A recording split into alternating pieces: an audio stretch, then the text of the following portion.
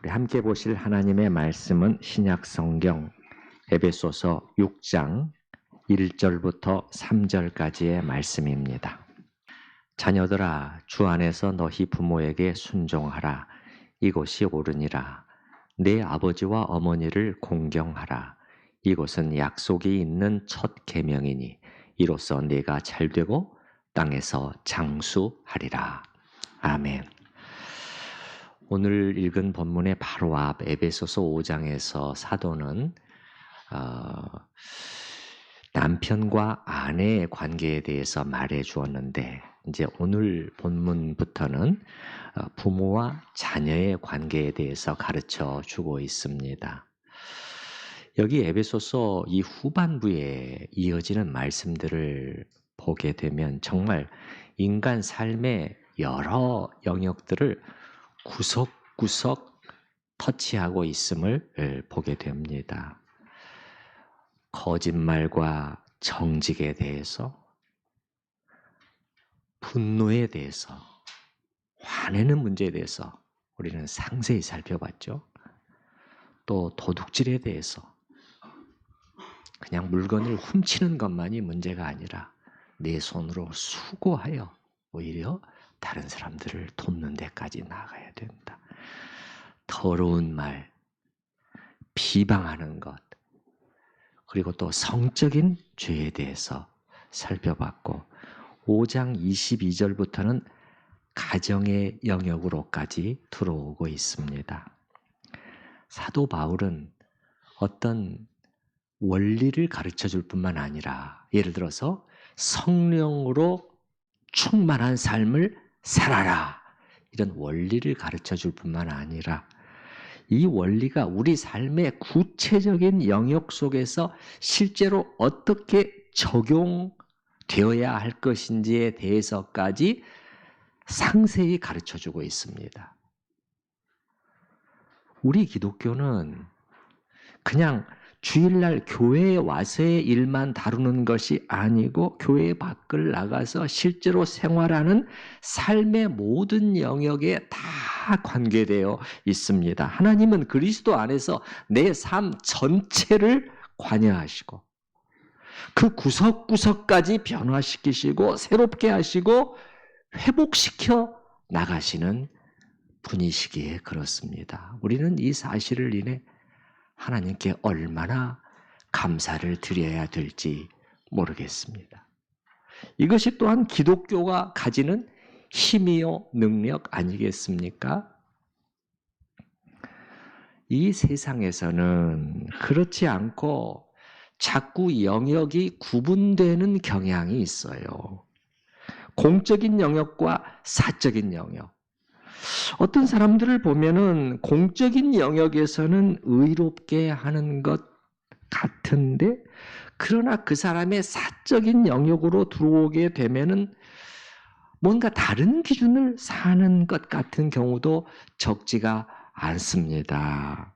예를 들어서 이 사회의 정의와 평등 문제를 해결하기 위해서 노력한다는 어떤 분들 중에서 이렇게 바르고 의로운 일에 앞장섬으로 인해서 좋은 평판을 세간에서 얻고 때로는 존경의 대상이 되기도 하는데, 그러나 정작 자기 가정 안에서는 다른 모습을 보이는 경우들, 배우자에게 상처 입히는 언행을 서슴지 않고 쏟아내거나 심지어 폭행 혹은 외도를 하기도 하고 그런 경우들도 있습니다. 이렇게 그 사회운동을 많이 하면서 이름을 알린 분 중에 여기 인근에 아주 큰 대형 병원이 있지 않습니까? 그 병원에 입원해 있는 동안에 자기 담당 간호사를 그렇게 힘들게 했다는 말을 들은 적이 있습니다. 아마 아주 특별실이었던 것 같아요. 그래서 한 명의 전담 간호사가 따로 배치가 된 것 같은데, 그런데 그분이 어찌나 그 담당 간호사를 들볶고 힘들게 했던지 그 간호사가 나중에 다 끝나고 나서 고개를 저었다. 다른 입원 환자들에 비해서 너무 심했기 때문입니다. 저는 우연한 기회에 그 담당 간호사의 친구 간호사로부터 이 사실을 전해 들은 적이 있어요. 그러니 상당히 신빙성이 있지요. 이런 경우에는 자기가 하는 공적인 일들이 옳으니까 개인적인 영역에서는 어떻게 행해도 상관없다고 생각할 수가 있는데 이렇게 되어서는 안 됩니다. 우리 기독교 신앙은 그렇지 않습니다. 인간 삶의 모든 영역들을 다 관여합니다. 그래서 오늘 말씀에서도 이렇게 또 자녀들을 위해서 또 부모들을 위해서 실제적인 가르침을 제공해 주고 있습니다. 자, 여기 1절 말씀을 한번 보시게 되면 자녀된 자들에게 사도는 이렇게 권면합니다. 자녀들아, 주 안에서 너희 부모에게 뭐하라? 순종하라. 앞서 부부관계에서 사도는요, 아내들을 향해서 자기 남편에게 복종하라고 했는데 여기 자녀들에게는 다른 동사를 쓰고 있어요. 예, 우리말로는 순종이라고 번역이 된 다른 단어를 쓰고 있거든요. 정말 그런지 잠깐 확인해 보겠습니다. 여러분 저 위에 5장 22절로 가보겠습니다. 5장 22절. 아내들이여 자기 남편에게 복종하기를 이렇게 되어 있고요. 또 24절에도 24절 맨 끝에도 보시면 자기 남편에게 복종할지니라. 이렇게 아내들에게는 복종이라는 단어를 썼는데 오늘 6장 1절에 와서 보니까 자녀들아 주 안에서 너희 부모에게 순종하라. 여러분 순종이 더 강할까요? 복종이 더 강할까요? 그렇죠. 여러분이 그렇게 느낌이 드시죠? 사실 그래서 이 우리말에서는 혼동이 돼요. 오히려 복종이 더 강한 것 같은데 이 헬라어 단어에서는 정반대입니다. 정반대예요. 아내의 경우에 복종으로 번역된 이 단어는요. 뭐랄까 자발적 복종의 뉘앙스가 그 속에 담겨 있어요. 그러니까 좀 더 이 복종이라는 단어의 의미를 제가 풀어서 설명해 보면은 자기를 건설적으로 보살펴줄 책임을 갖고 있는, 그래서 자기가 사랑하는 사람에게 자발적으로 자신을 주는 것, 이게 복종이에요. 헬라어 단어에서. 그래서 이 단어를 아내의 경우에 사용했는데 이에 반해서 자녀들에게 명하는 이 순종이라는 단어에는 그런 자발적인 뉘앙스가 담겨 있지 않아요. 그만큼 자녀들에게는 더 강한 순종을 요구하고 있는 것이라고 할 수 있겠습니다. 그러면 이런 질문이 일어날 수 있습니다. 성경이 이렇게 자기 부모를 향해서는 강한 순종을 요구하고 있다면, 그렇다면 이 경우에는 예외 없이 무조건적으로 어떤 경우에도 순종해야 한다는 말인가요? 예, 이 경우에도 물론 답은 노입니다. 노예요. 예, 당연히 죄를 짓게 만드는 부모의 요구가 있다거나 아니면 주님을 믿고 섬기는 이 자체를 금하는 경우에는 순종하지 않을 수 있습니다. 그런데 이 경우에도 안으로 들어가 보면은 더 복잡해져요. 예를 들어서 부모가 결혼을 반대했을 경우에는 자녀는 어떻게 해야 하는가? 이 경우에는 죄를 짓게 하는 것도 아니고 또 예수를 믿지 못하게 막는 것도 아니잖아요. 자녀는 이런 경우에 어떻게 해야 되죠? 또 그 부모가 신앙이 없는 불신 부모였을 경우에는 또 어떻게 해야 되는 것인가? 더 들을 필요가 없는 것인가? 이런 것들은 그렇게 간단한 문제가 아니고 우리가 깊이 생각해 봐야 할 점들이 상당히 있습니다. 그래서 이런 측면에 대해서는 다음 주일에 따로 설명해 드리도록 하겠습니다. 자, 여기 1절에서는 자녀들을 향해서 순종하라 라고 명령하고 있는데요.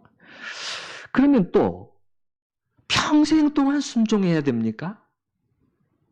어느 나이까지 부모의 권위 아래 놓여 있어서 순종해야 하는가 하는 질문이 또 나올 수 있겠습니다. 이건 역시 명확하게 답할 수 있는 그런 문제는 아니지만 아주 쉽게 그냥 간단하게 답을 해본다면은 먼저 결혼을 해서 새로운 가정을 꾸리게 되었을 경우에는 부모의 권위 아래에서부터 벗어나게 되고 그래서 순종의 의무를 지지 않아도 된다고 봅니다. 또 결혼을 하지 않았다고 할지라도 자기가 속한 사회 속에서 이 정도 나이면 충분히 성년이고 부모로부터 독립할 나이가 되었다고 보는 그런 연령이 되었을 때 역시 부모의 권위에서 벗어난다고 봅니다. 좀 애매하지요. 저도 정확한 구분선을 정확히 딱 몇 살까지 그건 가지고 있지 않습니다. 그러나 존 스토트 박사는요, 이렇게 말을 해요. 각각의 사회와 문화 속에서 이러한 성년의 기준이 같지가 않다. 그리스도인들은 이 기준을 무시하면 안 된다는 거예요. 예, 각각 자기가 속한 문화 속에서 받아들여지는 일반적인 관례라는 게 있다는 거예요. 분위기라는 게 있다는 거예요. 단지 법적으로 성년이냐 미성년이냐 몇 살까지 그것 이상의 그 사회의 관례 내지는 분위기라는 것이 있고 그런 것을 우리 그리스도인들은 함부로 무시해서는 안 된다. 그래서 자기 문화에서 아이나 미성년자로 간주된다면 저기 서구 사회 속에서는 만 18세면은 이제는 독립의 나이로 보잖아요. 그러나 자기가 속한 문화 속에서는 다르다면 계속해서 자기 부모에게 순종해야 된다고 그렇게 말합니다. 그런데 오늘 말씀은 보면은요, 부모에 대한 순종만 언급하는 것이 아니라 또한 공경을 가르치고 있습니다. 자, 2절로 가보겠습니다. 2절 첫 문장을 같이 읽어보겠습니다. 내 아버지와 어머니를 공경하라. 따라서 해보십시다. 공경. 이 공경이라는 단어는요, 우리말로 아주 번역이 잘 된 단어라고 봅니다. 사전을 찾아보면, 우리말 공경의 뜻을 찾아보면, 공손히 받들어 모심, 이렇게 되어 있어요. 이 단어 속에는 그 존중하고, 귀히 여기고, 존경하고, 이런 의미들이 포함되어 있어요. 여기에는 당연히 부모를 향한 공손한 언행도 포함되어 있습니다. 부모에게 함부로 말하고 막 소리 지르고 그런 것과는 반대죠. 공경이라는 것은. 이렇게 부모를 공경하는 일은 자식의 나이와 상관이 없습니다. 또 결혼 여부와도 상관이 없어요. 그래서 제가 전에도 말씀을 드렸지만은 결혼을 하면은 부모로부터 독립을 해야 합니다. 결혼을 했는데도 자녀까지 있는데도 여전히 심리적으로 자기 부모에게 매여 있어서 이 새롭게 꾸려진 이 가정보다도 오히려 원가족을 더 중요하게 생각하고 있다면 그것은 잘못이다. 이렇게 분명히 독립해야 하지만 그렇다고 해서 이 말은 결혼한 후에는 혹은 성년이 된 후에는 자식으로서의 도리를 부모에게 하지 않아도 된다 그런 뜻은 아니라고 말씀드렸죠. 부모님에게 용돈도 드리고 또 수시로 안부 전화도 하고 무슨 어려움은 없는지 어디 아프신 데는 없는지 확인하고 필요하면 병원 일도 도와드리고 이런 일은 평생 계속돼야 하는데 이런 일이 오늘 말씀 2절에서 가르치는 부모 공경함과 관련이 되어 있습니다. 그런데 이렇게 하되 마지못해서가 아니라 그냥 자식으로서의 도리니까는 너무 싫지만은 어쩔 수 없지라고 억지로 하는 것이 아니라 이 공경이라는 단어 속에 존경이라는 그런 의미가 포함되어 있다고 그랬잖아요. 좋은 마음으로 하라는 거예요. 좋은 마음으로. 사랑하고 좋은 마음으로. 예. 그래서 자원해서 부모를 이렇게 섬기도록 성경은 권하고 있어요. 우리는 지금 동양적인 유교 문화에 대해서 말하고 있는 것이 전혀 아닙니다. 성경을 우리는 보고 있어요. 그러면 우리는 왜 부모님에게 이렇게 해야 하는 것일까요? 왜 이렇게 하는 것이 하나님 앞에서 옳고 필요한 일일까요? 이런 이유 내지 근거를 사도는 오늘 본문 1, 2, 3절에서 세 가지로 말해주고 있습니다. 간단한 세 단어로 표현해 보면은 첫 번째는 본성, 두 번째는 율법, 세 번째는 복음입니다. 첫 번째, 본성. 이것은 인간의 본성에 부합되는 것이기 때문이요. 두 번째는 율법입니다. 십계명에서 명확히 가르치고 있는 것이기 때문이요. 세 번째는 복음. 이것은 복음으로 그리스도와 연합된 자들에게 가장 어울리는 모습이기 때문에 그렇습니다. 오늘은 첫 번째 본성의 부분만 다루고 나머지 두 가지는 다음 주일에 말씀드리도록 하겠습니다. 자, 1절 말씀 다시 한번 보십시다. 다시 한번 보시면 자녀들아 주 안에서 너희 부모에게 순종하라. 그 다음 문장을 저와 여러분이 같이 읽어보십시다. 이것이 옳으니라. 사도가 이것이 옳다 이렇게 말씀했을 때 이 말의 의미는 뭐냐면 이건 본질적으로 옳고 선한 것이다. 하나님이 인간에게 심어주신 자연적인 본성에 부합되는 일이다. 그런 뜻입니다.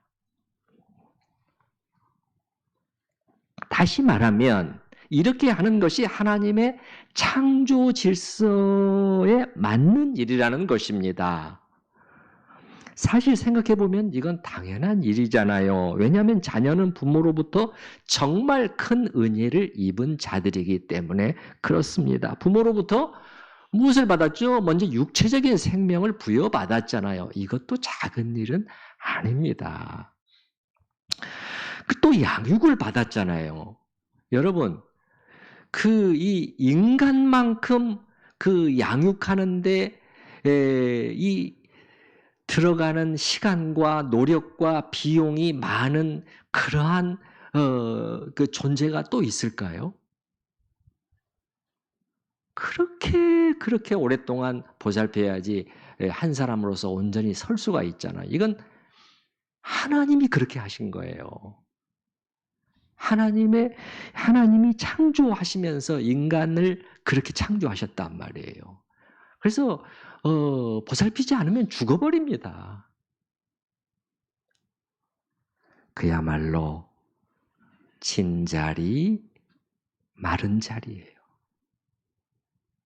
부모의 끊임없는 돌봄과 보살핌을 통해서 그리고 이 돌봄에는 고통과 희생이 수반되는 그런 돌봄입니다. 그걸 통해서 자라나서 오늘에 이르게 되었고 부모로부터 받은 이 두 가지만 해도 생명과 양육 이 두 가지만 해도 갚을 길 없는 은혜를 자녀는 입은 것입니다. 여기서 더 나아간다면 또 평생에 걸쳐 자식인 자기를 가장 아끼고 사랑하는 이도 부모잖아요. 자식이 잘 되기를 누구보다도 바라고 그를 위해 가장 염려해주고 어려울 때 어려움에 처하게 되면 너무 불쌍히 여기잖아요. 이게 부모의 마음. 불쌍해서 그냥 어쩔 줄을 모르는 거예요. 그래서 어떻게 해서든 도와주려고 하는 분이 바로 부모이기 때문에, 그렇기 때문에 이런 부모님을 자식이 공경함으로 대하고 섬기는 것은 자연 법칙에 맞는 일이고 인간으로서 당연한 도리, 그렇게 하지 않으면 짐승 같은 존재가 사실은 된다. 그게 사도가 여기 1절에서 말씀하는 이것이 옳으니라, 그 의미예요. 그런데 인간 본성상 너무도 당연한 이 일이 죄가 들어오면서 문제가 생기게 되었습니다. 하나님과 그의 말씀을 떠난 세상은 그분이 세우신 이 기본적인 창조 질서마저 깨트립니다. 선수예요. 그래서 인간의 중요한 죄의 목록에는 부모에 대한 태도가 들어있어요. 예를 들어서 로마서 1장에 보면은 사도가 가장 중요한 죄의 목록, 하나님을 떠난 인간의 죄의 목록을 나열하고 있는데요. 제가 한번 일부만 읽어드려 볼게요. 또한 그들이 마음에 하나님 두기를 싫어하며 하나님께서 그들을 그 상실한 마음대로 내버려 두사 합당하지 못한 일을 하게 하셨으니 곧 모든 불의, 추악, 탐욕, 악의가 가득한 자요. 그러면 쭉 이렇게 나아가다가 30절에 가게 되면 하나님께서 미워하시는 자요, 능욕하는 자요, 교만한 자요, 자랑하는 자요, 악을 도모하는 자요, 부모를 거역하는 자요. 부모를 거역하는 자.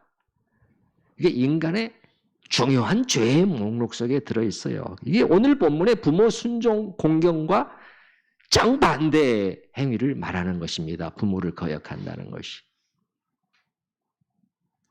그러면 이 로마서가 쓰여졌을 때부터 이제 2000년 이상이 지난 지금은 달라졌을까요? 인간이 지식이 늘고 더 문명화되었기 때문에 부모를 향한 자세도 더 좋아졌을까요? 그렇지가 않아요. 그렇지가 않아요. 그래서 이 사회라는 것이 이것만 봐도 벌써 잘못되고 있구나 하는 것을 우리가 알 수 있는데요. 우리가 살고 있는 이 현대 사회는 전반적으로 권위를 부정하는 시대입니다.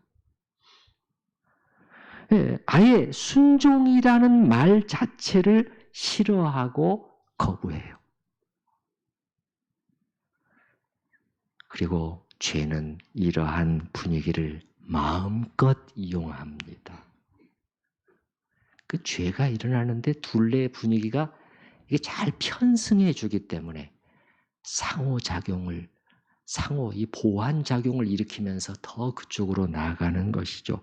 그래서 자녀들이 조금만 머리가 커지면 그 생각 속에서 이제는 왜 내가 부모들이 하는 말을 고분고분 다 들어야 해?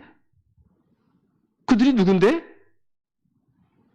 아니 저렇게 시대에 뒤떨어진 그들이 뭘 안다 그래? 친구들끼리도 그런 말을 주고받고 부모를 향해서도 거침없이 말하곤 합니다. 내가 왜 엄마 아빠가 시키는 대로 해야 하는 거예요? 무슨 권리로 나한테 이런 것을 요구하는 거예요? 우리 한번 법적으로 따져볼까요?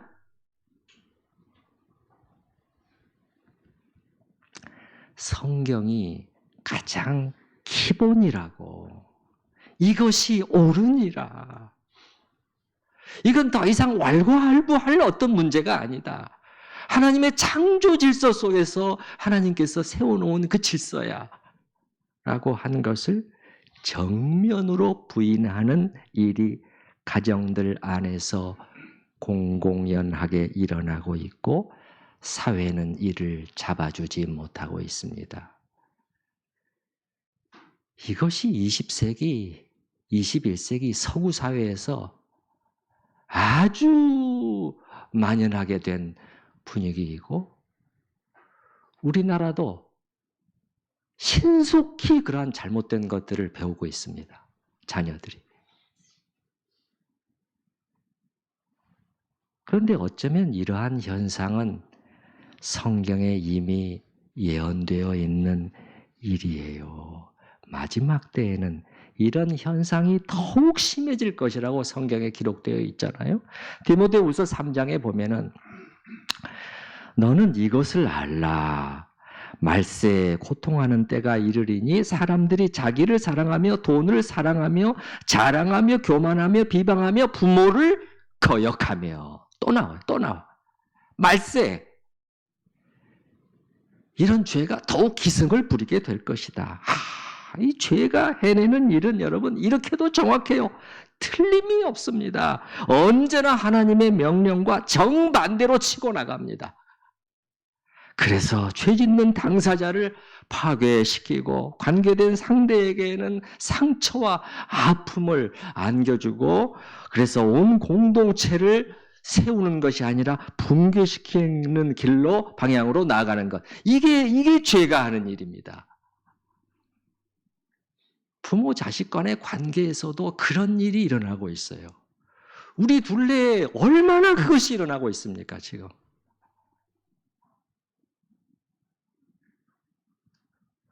그런데 다시 말씀드립니다. 우리 그리스도인들은 자기 둘레의 분위기를 따라가는 그런 사람들인가? 친구들이 그렇게 하니까, 책에 그렇게 써져 있으니까 그렇게 따라가는 사람들인가? 아니죠. 이 세상 풍조나 좁고 그런 사람들이 아니잖아요. 여러분, 에베소서 우리가 앞에서 봤던 말씀을 다시 한번 보도록 하겠습니다.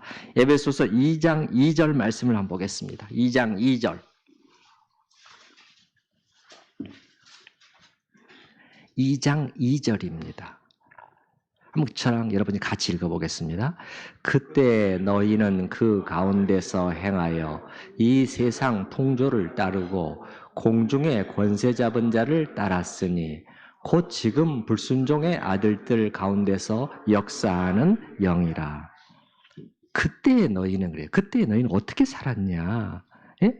그래서 이 세상 풍조를 그대로 본받지 않았냐?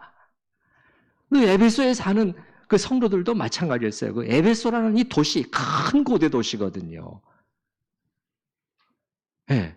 거기서 그 둘레의 만연한 풍조를 그대로 따르면서 10살, 20살, 30살 이렇게 되면서 그렇게 자라왔어요. 근데 그 다음에 보면은 이 세상 풍조를 따르고 공중의 권세 잡은 자를 따랐으니 그 뒤에는 또 뭐가 있는 거예요? 이게 하나님의 정확한 진단입니다.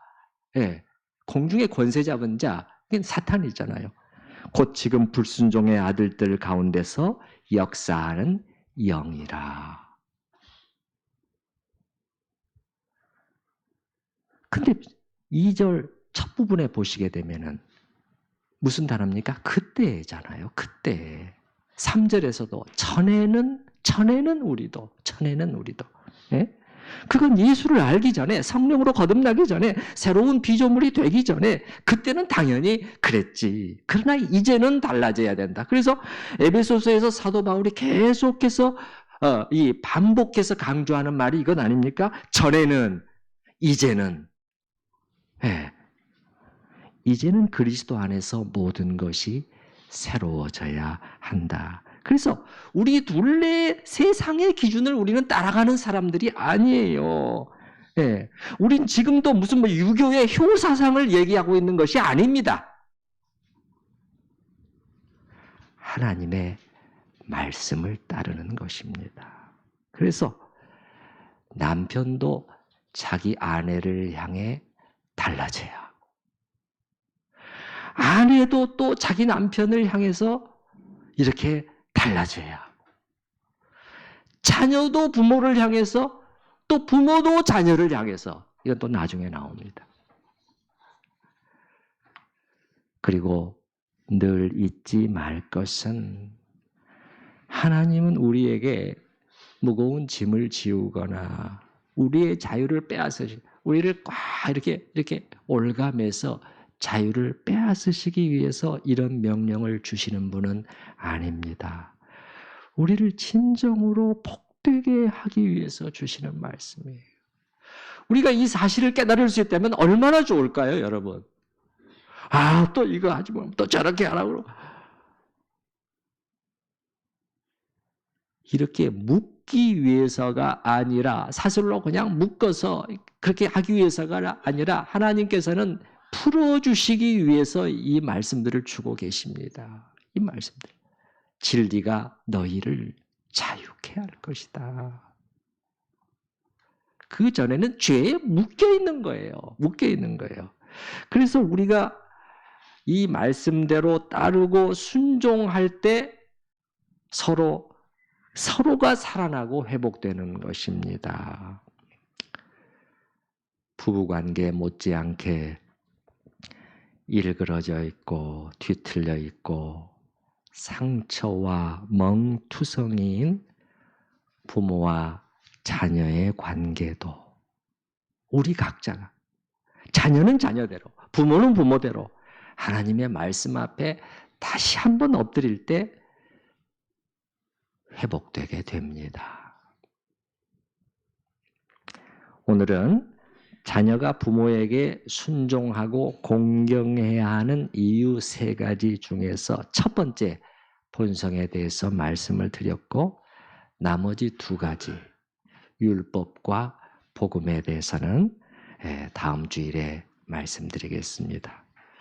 우리 이 시간 잠깐 자신을 돌아보면서 또 자기가 속한 가정을 생각을 하면서 주님의 말씀을 어떻게 따를 수 있을 것인가 같이 기도하는 시간을 갖도록 하겠습니다.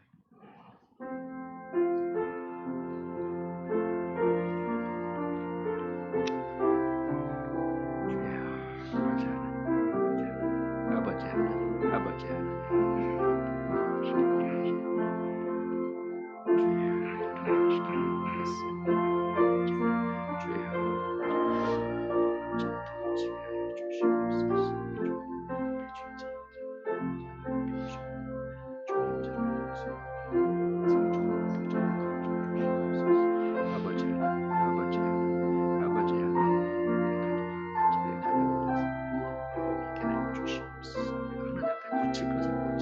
바꿀 것을 바꾸게 하여 주시옵소서. 자기의 고집을 내려놓게 하여 주시옵소서. 주님, 하나님께서 주시는 이 회복의 소생 우리 전 가정들에 있게 하여 주시옵소서.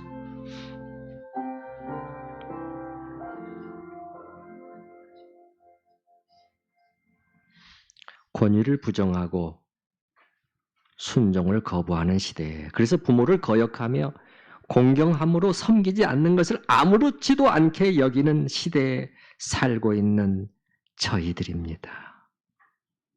그러나 하나님의 말씀은 무슨 공자의 가르침이 아니라 하나님의 말씀은 분명합니다. 내 부모를 주 안에서 순종하라. 이것이 옳으니라. 왜라고 따질 것도 없이 하나님이 세워놓으신 창조 질서에 인간의 본성에 가장 부합되는 것이라고 하나님의 말씀은 저희에게 가르쳐 줍니다. 주님, 저희가 사람들이 하는 말을 따라가지 않고 언제나 변함없는 하나님의 말씀에 귀를 기울이고 청종케 하여 주시옵소서. 특히 자녀된 자로서 저희가 하나님 앞에 엎드려 순종하게, 말씀의 가르침을 따라서 바꿀 것을 바꾸고 고집을 내려놓고 고칠 것을 고치는 그러한 변화와 회복의 역사가 있게 하여 주시옵소서. 예수님의 이름으로 기도하옵나이다. 아멘. 찬송가 424장 함께 찬양하십니다.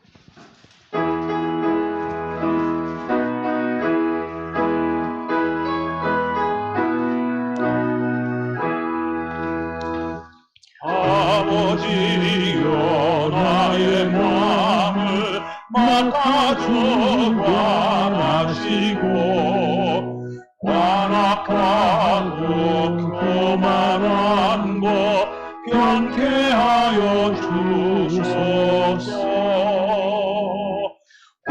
온유하고 겸손하여 화평하게 하시고 망령되고 악한 일을 물리치게 하소서. 하나님의 은총성에 나를 보호하시고 주의 사랑 줄이 되어 나를 메어 주소서. 구세주의 흘린 피로 죄를 씻어 주시고 성령이여 하늘 길로 나를 인도하소서.